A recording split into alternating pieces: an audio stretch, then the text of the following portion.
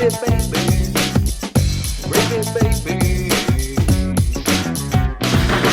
baby.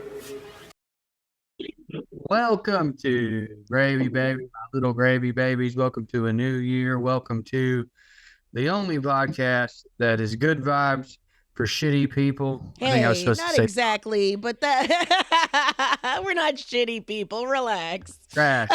No, thank you, DJ. That face is appropriate. Positive toxicity, ladies and gentlemen, right here for you. A brand new year of it, 2025. We're here for you. We hope you're here for us. We appreciate it. Stoked to see both of you. I haven't seen you in a few weeks, and holy hell, it's good to see both of your faces. Thank you. Thanks a lot. Y'all both look like you've been beaten. Are you guys okay?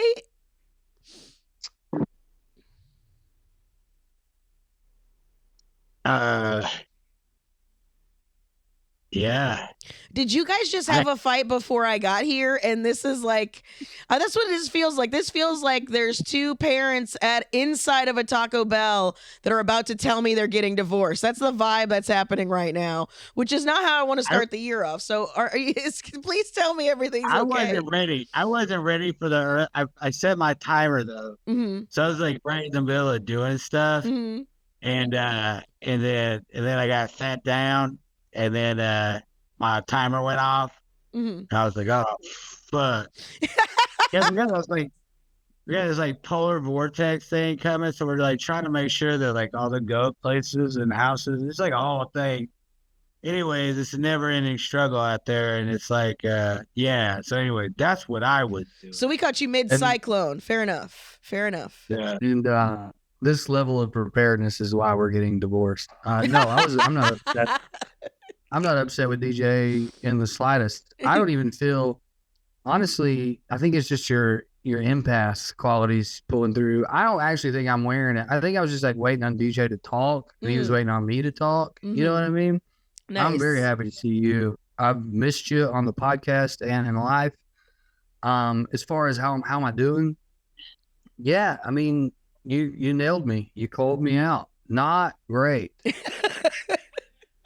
It's a new year. It's an old me. It is. I found out from some witches that New Year's resolutions are bad because you're supposed to do them in the middle of this, not in the middle of the season.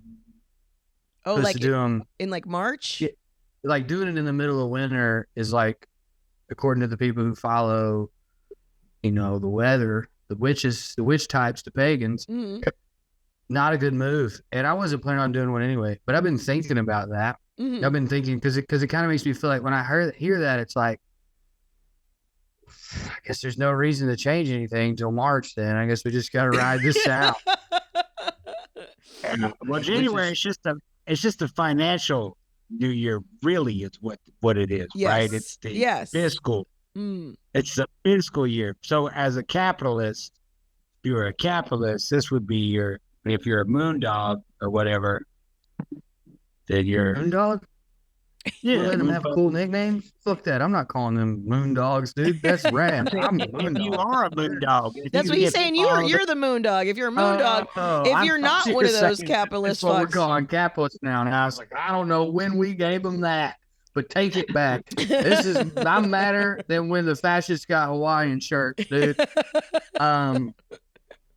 Moon dog. I just decided that's me. I want to be moon dog. Yeah, it was always that was the rebirth because of spring. So it was the same thing like animals and stuff like that. I don't think that was necessarily just witches. It just was what it was. It was the summer solstice. And then they were all witches. Yeah, and then here in this country they moved it to January to make sense for money. Just same thing, just like a scam as usual, just like fucking daylight savings time. Just it's always about money. So you don't have to. I mean, is there anything you wanted to change? I mean, that no, I wasn't gonna do them. I'm saying when I found that out, I was like, oh, that makes sense. I guess I'm off the hook for a few months and trying to do anything. Like it's not the moon ladies. Moondog can't hunt right now, so It doesn't I'm make sense. We stuck. should still be hibernating. Dude, I am getting fat. Yeah? And like, I haven't stopped working out and I haven't really started drinking a lot. I guess I'm just eating more in the winter, dude, but I am definitely getting fat. And I'm not upset about it, but it's like, I'm noticing. I'm like, okay, filling out in this shirt. Moondog, baby. Oh.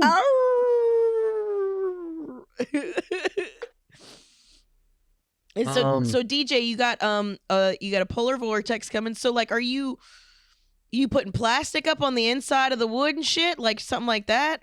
How do you take care it's of like this? insulation. It's insulation, and then it's like changing the flooring and the bedding, but like they're all very particular. Like they won't go all into the same place, so they all need like different huts. Oh no! So like they also need to be like they also need to have like open. It's like a whole goat thing. But they run hot.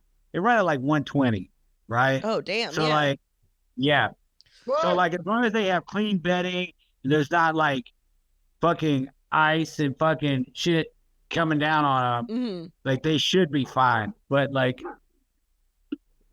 you know, that's the whole thing. You know, did you get this Velociraptor? What's going on? Did you not hear my dog's barking? Oh, is that what that was? I just heard a sound. I didn't hear it specifically what it was.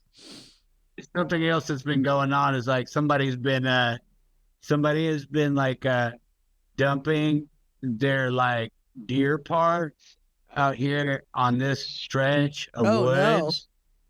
No. Yeah, I'm wondering if that's them right there, but it's not. It was just somebody turning around. Or it's been pretty. It was them, and they saw you, and then they were like scared. Oh, abort the deer part dumping. I don't think anybody would give a fuck, to be quite honest with you. I don't think they give a shit.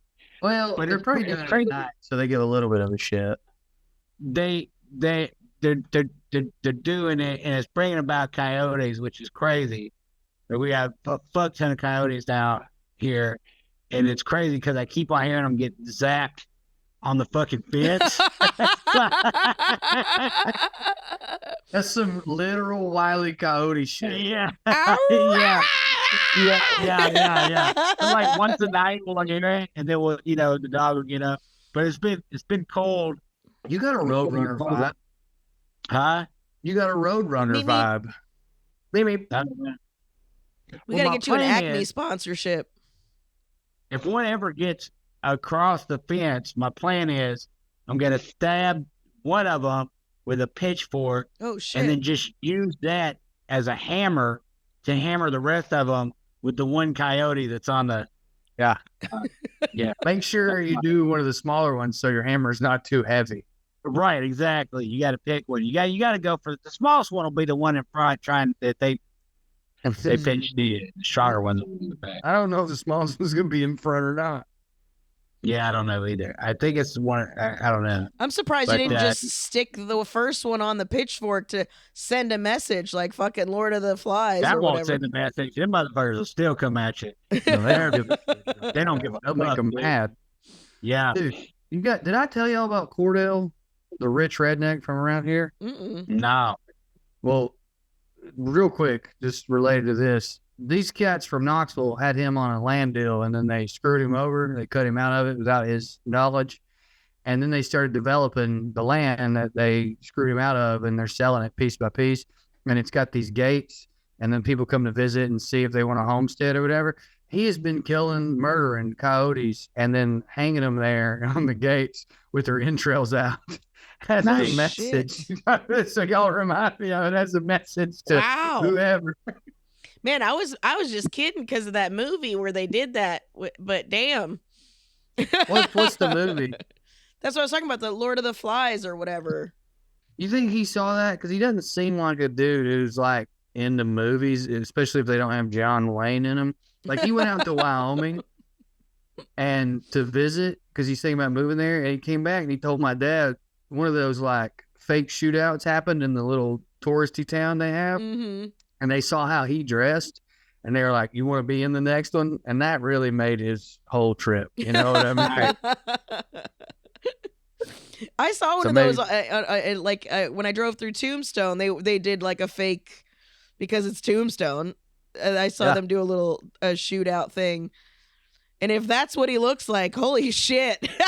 This guy is committed to the bit. Oh, dude, he's about 6'3", probably 270, and not like a fat redneck. Like, this is a country boy. Mm-hmm. He's one of those dudes who, like, well, what's his job? He works for himself. You know, I mean, he has land, you know, whether from his family or his wife, I don't know. But I mean, he sells hogs. He wheels and deals. He's got some machinery. He'll go run a backhoe for you.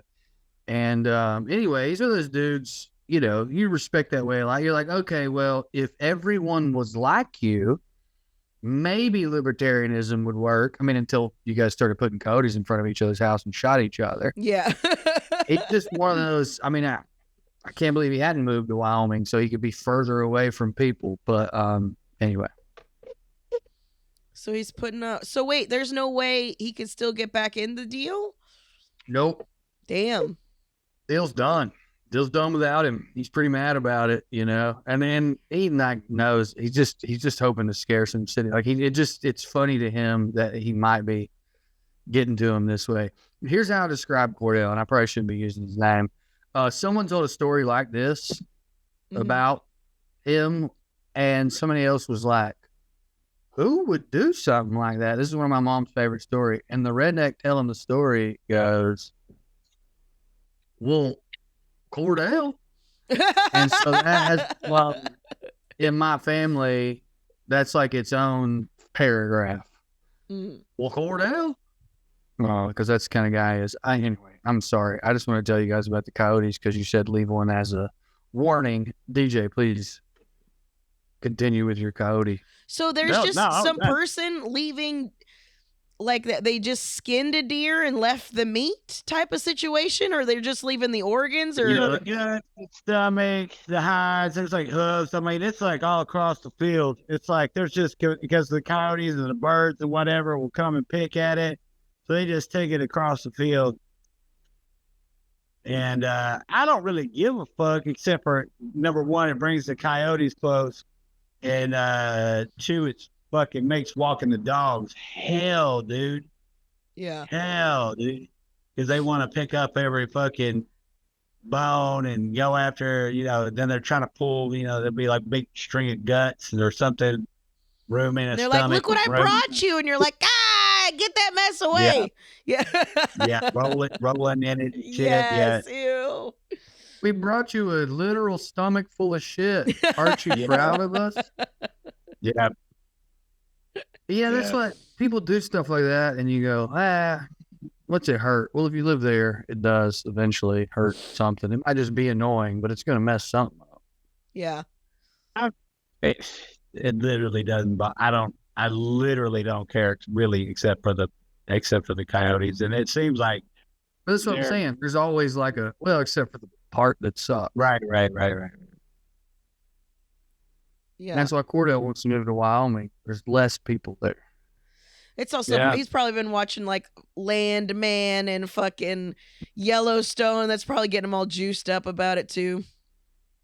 Dude, there's this guy that I follow on Instagram. I think he goes by Semi-Stupid, and he does a really good job of cutting himself into scenes.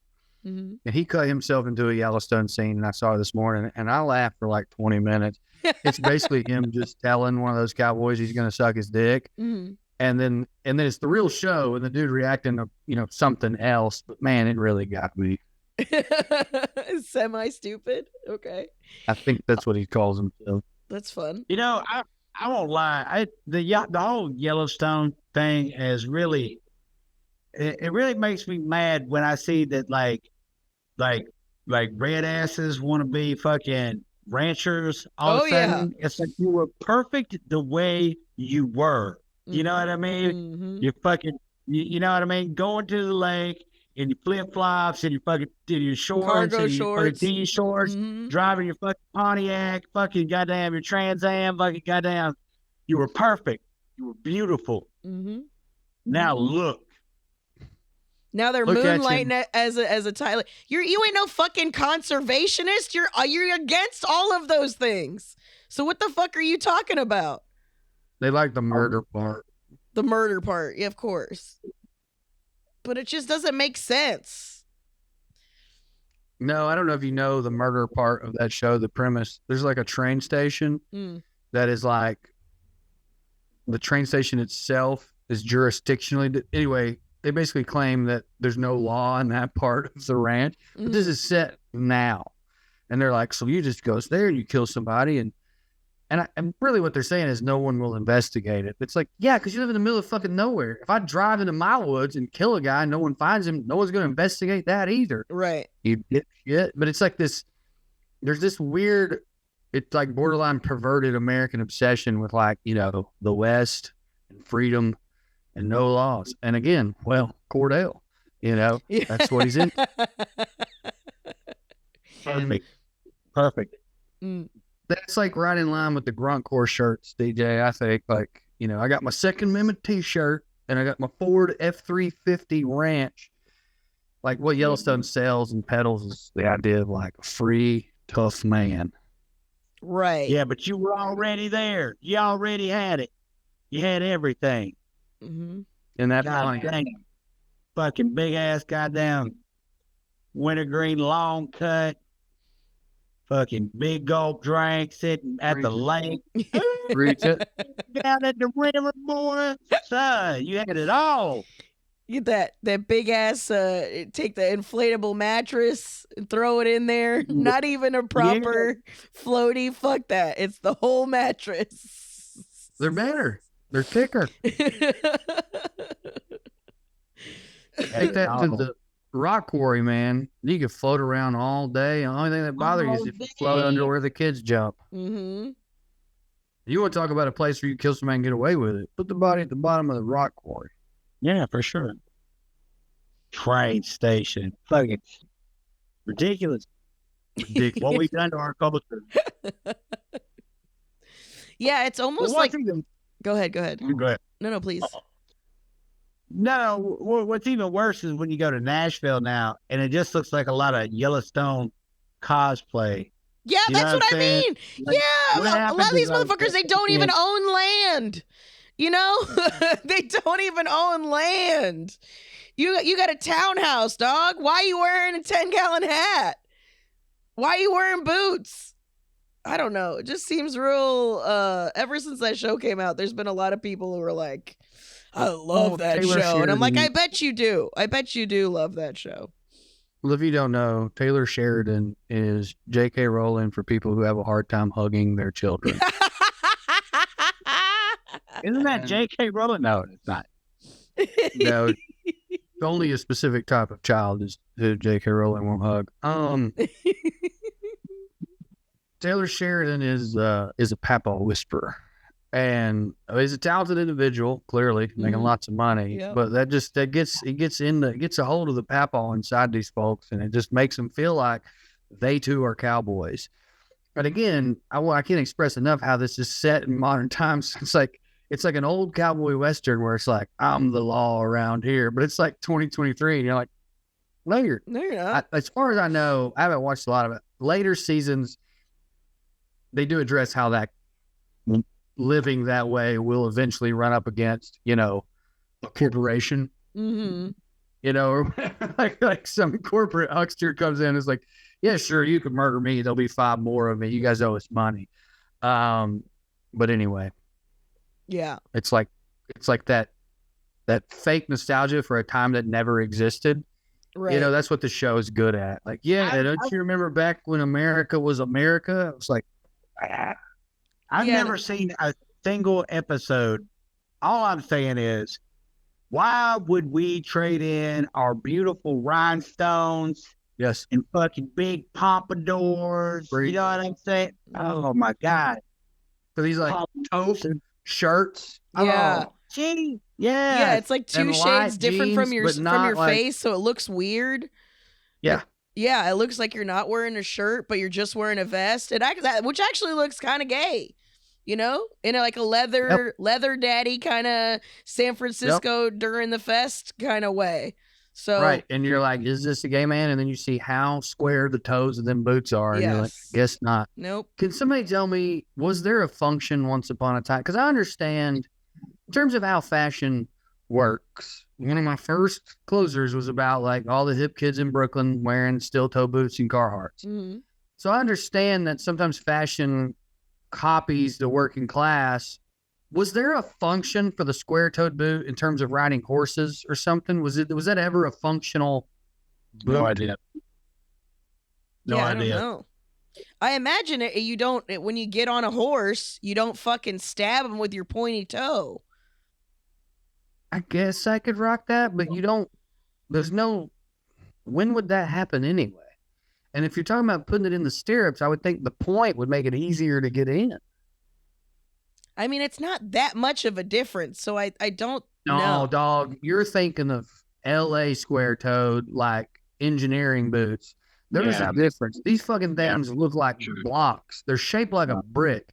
And also, when we talk about being gay and into cowboy stuff, the gay cowboy in me looks at them as just furious because they're the most hideous shoes that have ever existed. Oh, yeah, I've seen them. I've seen square-toed boots before. I'm just trying to figure. I don't know, so I can only speculate. If you're actually riding horses proper, like a real cowboy, not like a cowboy, quote unquote, I imagine a square toe wouldn't stab the horse in the side when you're getting on the horse. Round. These are a nice rounded toe, normal boot. I think a real cowboy don't even wear no boots, no shoes at all. Get on that motherfucker with some Crocs, like a man. I will acknowledge that cowboy culture fashion, a lot of it comes from like the Spanish bullfighting world, like the pearl snaps and the ornate. Mm-hmm. So like, I do understand that world does have a little bit of a peacock aspect to it, but that's what I'm getting at is like, they're taking the peacock away. Ugly. Mm-hmm. It's ugly and it's not functional for you in Nashville. It's like, if you're gonna play cosplay, look good doing it, dog. Mm-hmm. Maybe they're finally committing to be like hating Mexicans and then like no longer dressing like them.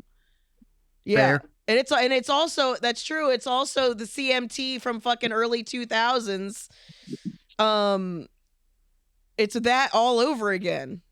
It's Brokeback Mountain, dog. That's all it is. That's 2005. I would love to see it go back to like to the chicks with like big ass hair, ass like fucking hair with bouffants, and like dudes in polyester and fucking rhinestoned up. Oh, just out there looking good. Back when Nashville was Nashville. Yeah. Yeah, where they pull the pants up a little too high so you'd have one nut on one side. Whenever they're boots scooting around, you could tell. You're like, all right, you got them up a little too high, but I see it. Yeah, I see that's my favorite it. George Strait song, When My Nuts Separate. Exactly. When my nuts separate and the split of my jeans coming on me, the woman of my dreams. It's a good track, man. It's hot. Well, anyway, Carmen, what's fucking gravy, dude? You've been off for 9 years. Has anything good happened? Let's see. I was sick for a while, so no, that was not gravy. I'll tell you what happened. I thought I was gonna connect with my dad over Luigi. I thought, like, this is the man who, put the Unabomber up on his shoulders and read the manifesto and made me read it and, all this other shit.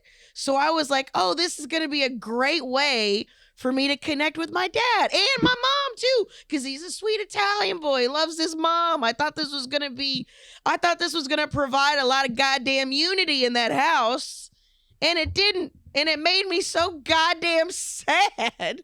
I was like, this is what you've been training for. At one point, my dad kind of whispered, he goes, you sound a little bit like a terrorist right now. And I was like, yeah, that's what you've been training me for, dog. Are you fucking kidding me? What happened to you? Dang. What happened to him? What was the line? Is he no longer in the Unabomber's camp, or I is this guy guess, man. I don't like. He was just like, that's not the way to go about it. And I was like, come on, man. You of all people, the elderly in Florida are definitely not getting the motherfucking medical care that they've been. Like, come on, man. You of all people. I just really like how you even sound like a jaded old I hate the government guy, because you're like, come on, man. You sound like an old Cheech and Chong type dude. Hey, man. Well, that sucks. What did your mom say? Why? No, I mean, my mom was way more on board than my dad, which is why I thought it was wild. He's always been the contrarian, the count, and I thought that like maybe that's his way of being contrarian now. Well, that's what I thought you were going to say. He was going to say he couldn't hold a candle to Ted Kaczynski. He better not even speak his fucking name. Ted Kaczynski had chapters. He lived in a cabin in the woods. None of this old bullshit Twitter. Twitter? I would have loved that. I would have loved that even more. I'm like, oh, you're right, Dad. He didn't go hard enough in the paint. Fair enough. He didn't kill the right guy even. Fuck. Yeah. No, I would have loved that, but he was, just like, we got, I think I told you about this being before. A pussy. Huh? He was being a pussy. Yeah. That sucks, man. Why do you think I'm not a pussy? Where do you think that came from? No, I'm right there with you. Oh, how the mighty have fallen. Are you fucking kidding me? So, that was a bummer, but I still had a nice time. I still, there was no fights or anything. It was just kind of like, oh, come on, man. Well, but I did get a lot of joy in teaching him that Elon Musk is not the genius that he was under the impression that he was. I was like, no, the kid just bought. That's all purchased. He didn't know. He bought that off the shelf. No, he didn't know. Was he disappointed to find out, or was he like, oh, okay? I think he was, because he was like, he's a master physicist and all this other, and I was like, no, you're thinking of the actual Tesla guy. You're thinking of the man who came up with the Tesla coil. Because I took him to that when they came here to visit. I took him to see the Tesla coil and how fucking cool it is. And I mean, for all the Appalachia folks, you could make your own fucking electricity because of motherfucking Tesla. Like, you could just have these little pedals in the back that rev it up and then get energy to start doing it itself. Like, you could be off the grid and it still have, because of that man. But that was not fucking Elon Musk, I'll tell you that. And that guy, and you want to talk about a pussy, that guy's got his kid strapped to his head because he's so scared. Fucking little bitch ass South African fuck. Anyways. There's very few people in the world less deserving of any type of accolades or following or fame or whatever than Elon Musk. Yeah. Very few. Yeah. Well, you got your dad to hate Elon Musk. That is gravy, man. That is gravy. It did. I wish we had a button. Like, he's finally gonna push it. Like Carmen's long story about her brain. Like, yay! But other than that, I had a great New Year's. I didn't. I'm not a big. It's amateur hour for me, dog. I drink on a Tuesday at 2 p.m. I don't need a day. Especially when you find out it's a manufactured day as well. It's the same thing like Valentine's Day. No, I'll suck your dick on a different. It doesn't have to be on a specific date. You know what I'm saying? We don't have to get into it again, but I've never really understood the manufactured art. It's like, yeah, it would be no matter what, no matter when we did it, it would be a decision we made. Yeah. Like, it was like, oh, it's a love holiday. Like, well, it was manufactured by the. Sure. Yeah. You still tell your wife she's pretty. Yeah, I guess I'm just saying you shouldn't have to have a date specifically to tell your wife she's pretty. You definitely shouldn't have to have a date specifically to drink beer with your friends if that's what you want to do. Exactly. What'd you do on New Year's Eve, DJ? What did you do then? Did you just stay in? Me? Yeah. I went to kind of like moved on, and then I realized you didn't really tell us what you did do. I just went to dinner with friends. I went to the David Chang's restaurant. The what's it I keep wanting to call it Master Domo, but it's not. It's like Major Domo. That's what it is. I was like, it's a major. Now it comes in the general. I was trying to figure out, but it's called Major Domo, and it's like a fixed menu type of situation, and you get it's the middle part of it's like it was this family style, the most delicious bread I've ever eaten. Type like almost like non-types, and you just break, and there's like a myriad of dips. So you get like a ricotta and chili crisp, or like a truffle butter with honey and everything, bagel seasoning on it, or you get an egg with a little caviar, and you just have all this shit. Oh, so fucking woo! It was so goddamn good. That sounds lovely. I wish I'd have gone to dinner. What did you do, DJ? But I was in bed by like 7. Heard that. I got a FaceTime from some friends at 2:30 in the morning, and it was super nice. When I woke up the next day, it was like super nice that they had done it. Mm-hmm. But it was also like, can't believe y'all thought I'd be up. Like, but it was like, it was nice. It was like, y'all think I'm cool still? I'm not. Yeah, ever since I go to the West Coast, I don't do the Happy New Year anymore at the time, because it's always like it's always like 3:00 in the morning for everybody else. Right. I went to Mom and Dad's and ate dinner, and they had gravy and biscuits and pork loin. Do they do the black eyed peas? My dad's mom used to do that. I mean, she's passed, but that's New Year's Day. For whatever reason, that's not New Year's Eve. That's like very, you know what I mean? Mm-hmm. It's like, to start your year off a certain way. Mm-hmm. End of the year, you're supposed to do junk and like, tenderloin and gravy and biscuits. And buddy, I got way too full. But I was close to my buddy Brian's house, so I hit him up and was like, what are you doing? And actually, I can't tell the story on a podcast.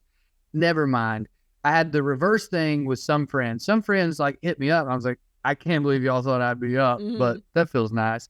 And then I had some other friends who were like, we knew you well enough to know you wouldn't come. I'm like, yeah, I still wanted to be invited. You got. I can't find out this night what you guys are doing. Like, let me prepare for in my brain that I'm not going to be involved in them shenanigans. Right. At least give me the option to gracefully bow out. Don't rule me out ahead of time. Dang, man. Like, what's the whole point of this kid if I can't use him as an excuse? You're not even giving me the opportunity to rush. That's my favorite drug. I've been doing a bit about it, but that's my favorite drug is the rush I get making stuff up about why I can't do a thing and relating it to the kid. On stage, what I've been saying, I say is he's got practice. And kids, everyone's like, he's one. I'm like, yeah, we start him early around here.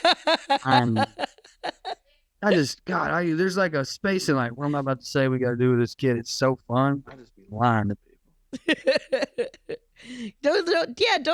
Don't miss me on the opportunity to lie. Come on, especially in a harmless way where it's fun. Right. Well, and the truth is, I can't. But the truth isn't fun. The truth is, I can't really come.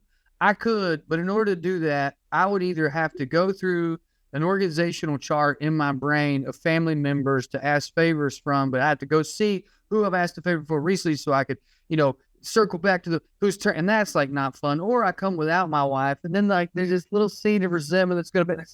I'd rather just stay home and eat these gravy biscuits, but that's not a good, you know what I mean? So instead, I'm like, well, we've been teaching him algebra lately, and I really think we're this close to a breakthrough. Yeah, we got a little Einstein on our hands. We sat on the floor with him, dude. We get it all out. It's pretty cool. Oh, yeah, I did eat mushrooms at dinner, too. Nice. In the middle. All right. I'm going to tell you guys, I don't know if this is gravy for me or not. I've been wanting to talk to y'all about it, and I've been a little depressed, and I don't know if that's related to this or not. That's only for context. We don't need to get into it. but there is a podcast that I didn't know this. Apparently, it's the number one podcast in the country right now. It went from like nowhere to number one, and it's pretty woo-woo. It starts out slow. It does a lot of things that fake shit has done in the past. Like tell you a little bit, and then by like the 9th hour, it's telling you the craziest thing you've ever heard. But like Scientology. Yep, that a lot of stuff like that, right? But I'm borderline a cynic, much less a skeptic. And I'm a science guy, and I am, for the most part, at my core, a materialist with a little bit of woo-woo on the edges, probably because I was so religious. Long story short, there's this podcast that purports to have proven that severely autistic people are communicating with each other without speaking. And the science behind it, and I use that word on purpose, they're either completely lying, like almost like War of the Worlds style. Was it War of the Worlds where they started that alien invasion play and they didn't tell everybody it was a play and people freaked out? These are hired actors, or I'm a fucking moron. Because like it's a lie, like a blatant lie, not like they wanted to believe it and so this, that. They're either blatantly lying about how they're doing these experiments or it's real. But and they've been doing telepathy and research like that for decades. Because I remember I must have been like early college, and I was watching experiments of people being able to communicate emotion in like colors and shit like that through walls to other people in rooms that were completely isolated and stuff like that. Like, and this was also before we had any kind of research on the spectrum and autism and people that were neurodivergent. So I think that's already a thing that we've been able to do. It might just be if you're not using a sense or something like that, it might just be a heightened sense, and one that we constantly neglect, which is the power of our brain being able to communicate through brainwaves or whatever. Sure, could be anything, but the level of, I guess, depth. This isn't like. Are we talking about people who are like, I can communicate with a dude that's across the country, or are we talking about? Yeah, we're talking about that. And we're talking about numerous examples of that. And we're also talking about like a therapist who's like, one of my kids was telling me, because he types on his iPad, about this thing called The Hill. And according to the producer, and they may be lying, they're like, we didn't bring up that we knew about The Hill. We never told anyone about The Hill. The only way they could have known about The Hill is if they spoke with this parent. And then they go to that parent and they're like, did you tell them about The Hill? And they're like, we didn't tell them about The Hill. The Hill is a meeting place where apparently autistic people get together in some. Look, I know how insane this sounds. This is why it's fucking me up. The more this podcast goes along, the crazier the stuff gets. And until like episode 8 or so, it's all very substantiated. By episode 8, they're like, I don't even want to, it'll sound too crazy to tell you what they're claiming. And it's not provable, but it really sounds like just like some indigo children like type. It does to me too, but the indigo children have all but thoroughly been debunked in every case. Apparently they haven't. I mean, apparently they have. I mean, that's right. Now we're where Drew is, and it's genuinely, and part of this is my personality, but it's genuinely like, it's fucking me up, guys. Because if it's fake, it's heartbreaking that somebody would go through all this, because there's parents out there with autistic kids who like have had a hard time communicating with them because they're nonverbal. They want to believe this stuff, so it would be the saddest thing in the world for this to be fake. And on the other hand, if this podcast is real, like it's for me, it's mind blowing, because it's not just like I'm thinking of blue real hard, and then on the other side of the wall, someone else thought of blue. Dog, it's like some of these kids is reading minds. Again, I know how that sounds, and I'm not saying I believe it. I'm saying I'm starting to believe it, and it's fucking me up. Okay. Yeah, I mean, Man, I totally believe it's possible. Yeah, I totally believe that there's like that. It doesn't seem that outrageous to me at all. As a matter of fact, we're talking about like just like evolution and our species and stuff. How the fuck are we where we are now with our consciousness? So yeah, man. I mean, like, there had to have been a fucking point where like these motherfuckers were like, this some bitch is over here fucking saying words. He's got words and he's talking in words to that some bitch. He's drawing pictures. He drew a picture on it. You know what I'm saying? So it's like, it seems like well, there is every single case so far. There is a person or persons doing exactly that every single time. And again, if it's written out, it's very well done. There's like a therapist or someone who's like, yeah, I didn't tell anybody for like 6 months because I felt fucking crazy. And that was the part where I was like, man, this is feeling real, because this is exactly how this would play out, And you also touched right on it, DJ, for me, during like the evolution. I think part of what's going on with me just internally is like, I'm listening to this and I'm going, I want it to be that. That's like, the evolution that would be of our sick. species. I want something positive. I want something new. I want to believe in Can something. you imagine when the first goddamn fucking, the first tadpole got legs and started walking around out of the goddamn lake? Yeah. All the fucking rest of the goddamn tadpoles is like, what the fuck's going on with Jimmy? Yeah. Right. This is fucking nuts. Right. He's breathing air. Right. And fucking crazy.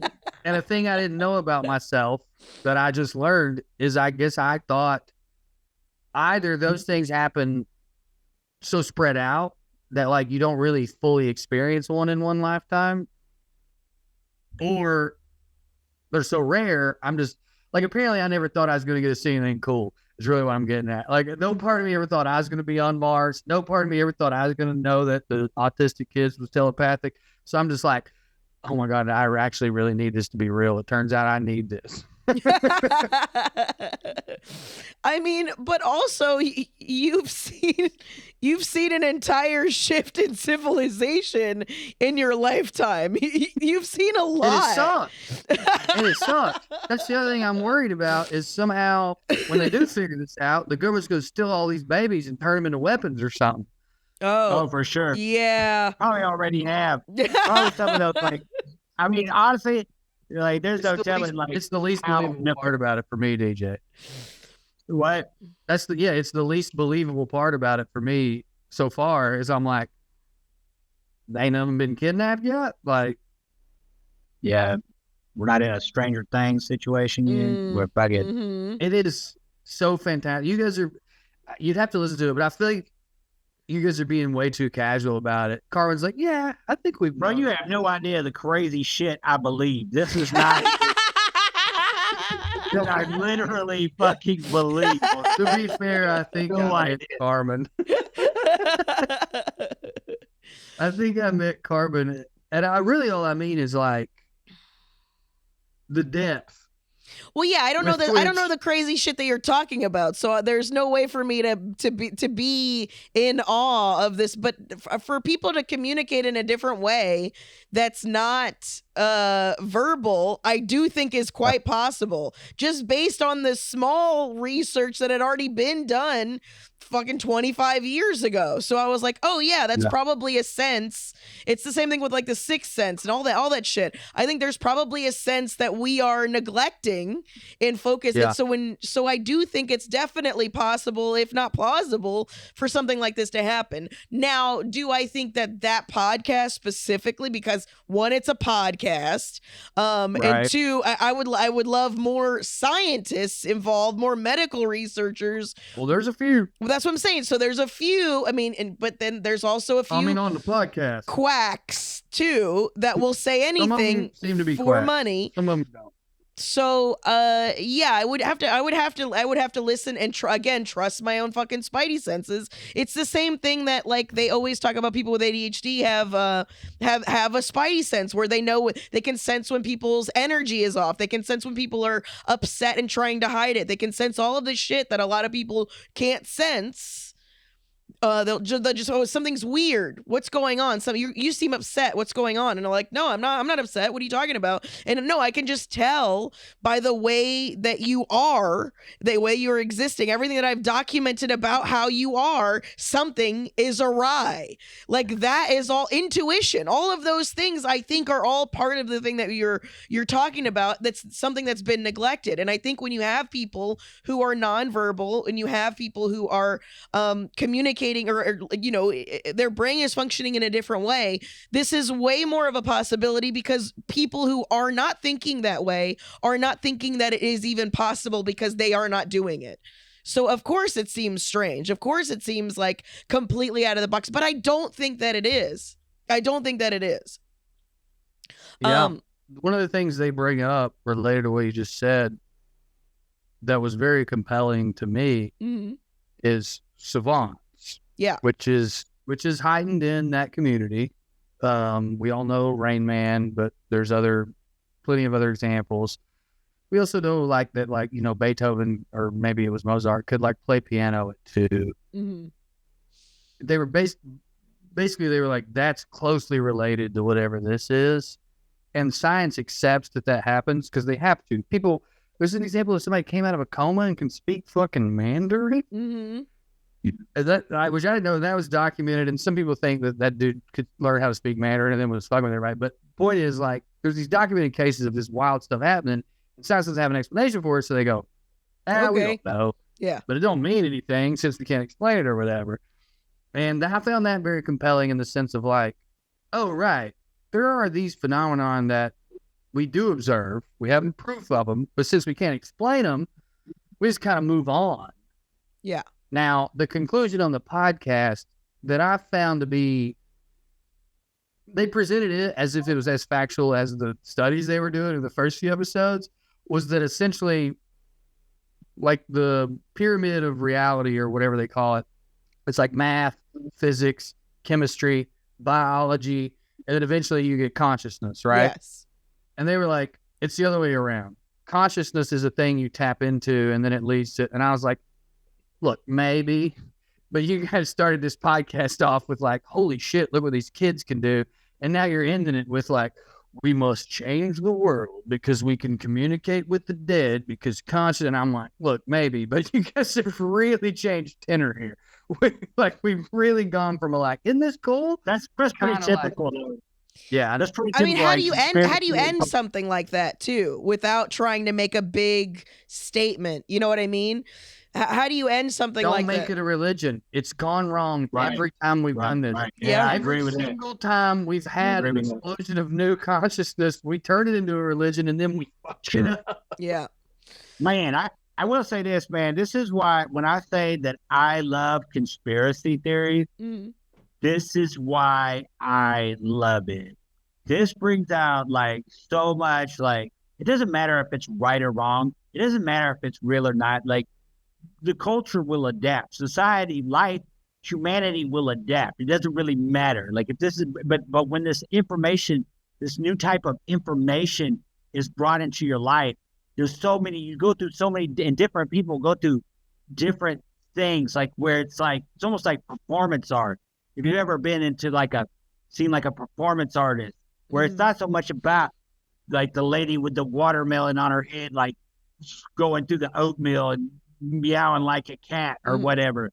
You know what I'm saying? It's not so much, it is about witnessing that, but it's also about witnessing the people around you and how their reaction is and how your own personal emotions, what you're going through. And with conspiracy theories, it's this great, everybody goes at it most people go into it like a private detective trying to fucking break it down and prove it's wrong or prove it's right or whatever. But then you have this genuine thing what you're going through right now, which is this crazy epiphany of that I believe that this thing is possible.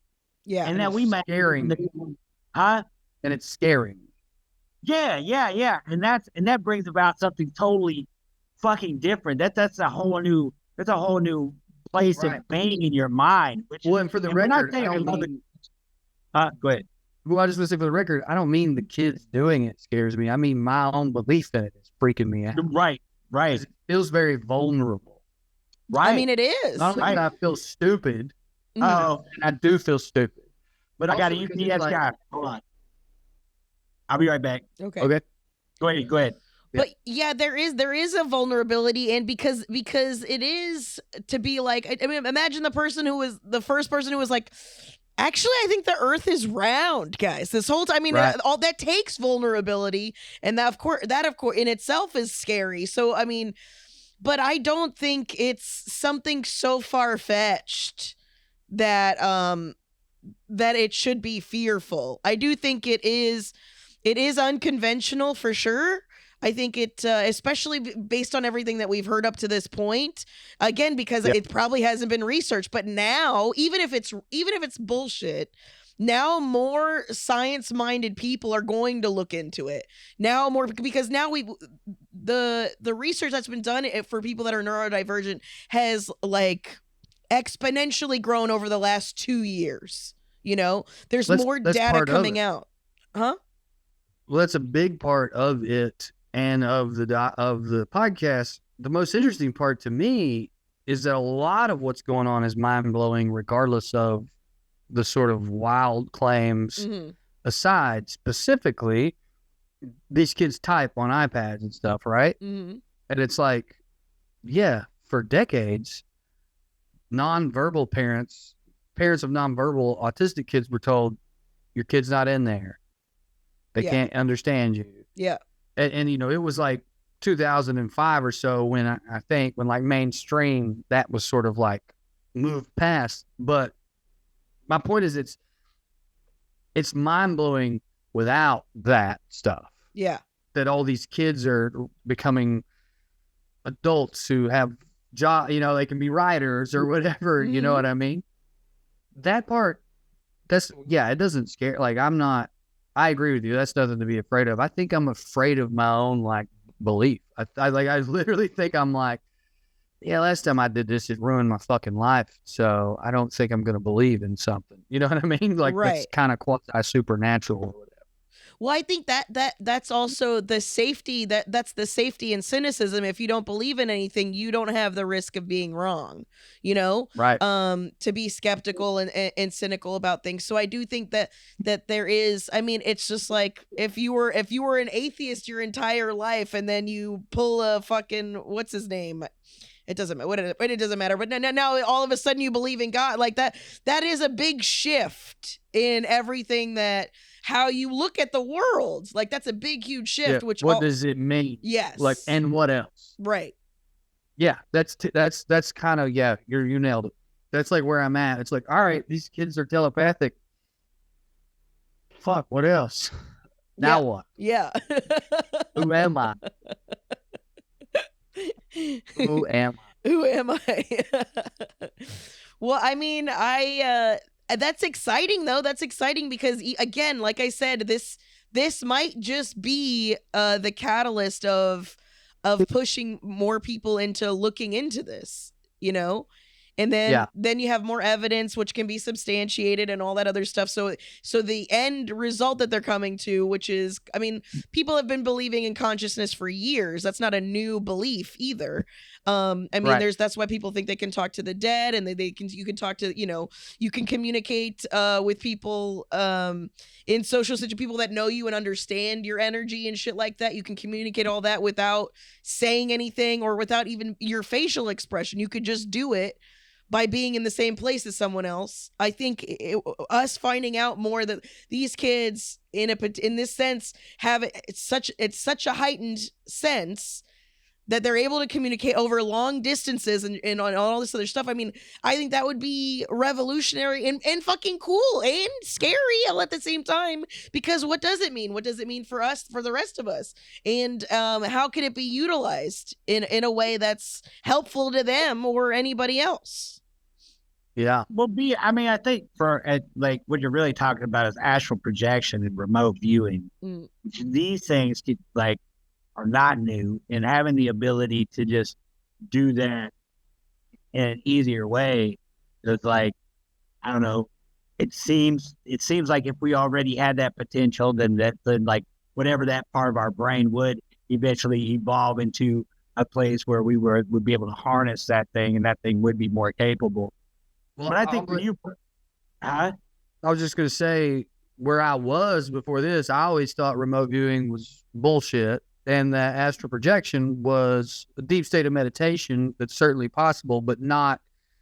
I never gleaned any meaning. It was like you are the dreaming when you're awake, which is very powerful. I don't think, a lot like of lucid dreaming. Mm-hmm. It was I always thought it was kind of like lucid dreaming. And like, if you communicated with a person there, it was like, well, that was inside your mind and it was very meaningful for you and it was real in the sense you experienced it. But like, that was it for me. Well, for you now, you just, I think really honestly though, Drew, the only thing that it really adds or to your life is like, now you've got another new little cool thing to add to your toolbox, man, for your consciousness and your experience. Not only that, but the other really fucking positive thing about this is if this shit is legit, how fucking rad is it that now autistic kids would be cool as fuck, as opposed to how they've been painted over all this time as they just like trains and they fucking all this bullshit.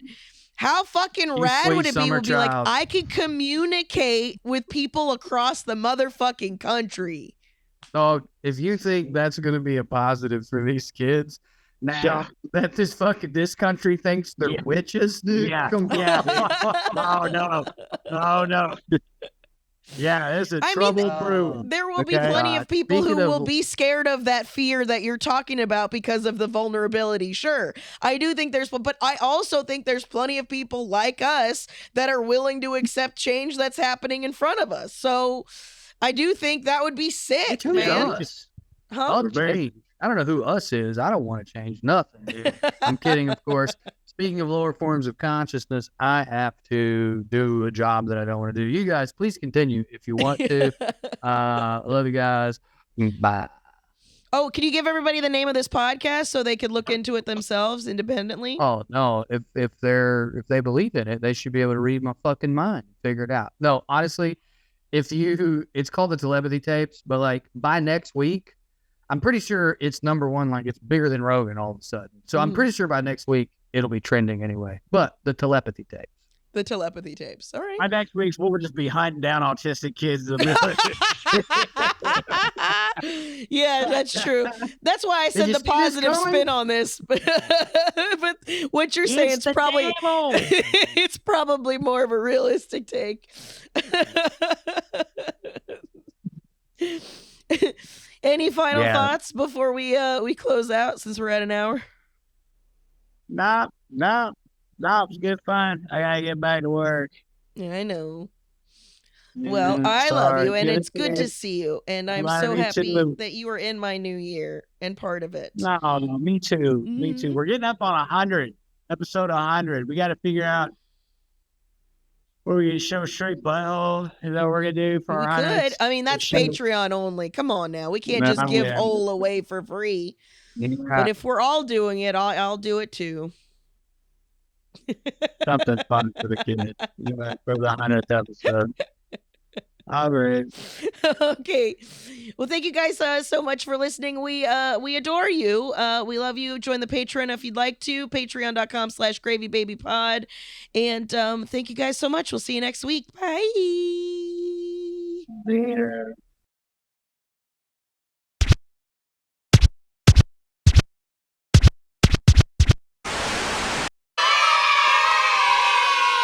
You could stick a whole ribeye in one of your back pockets. Like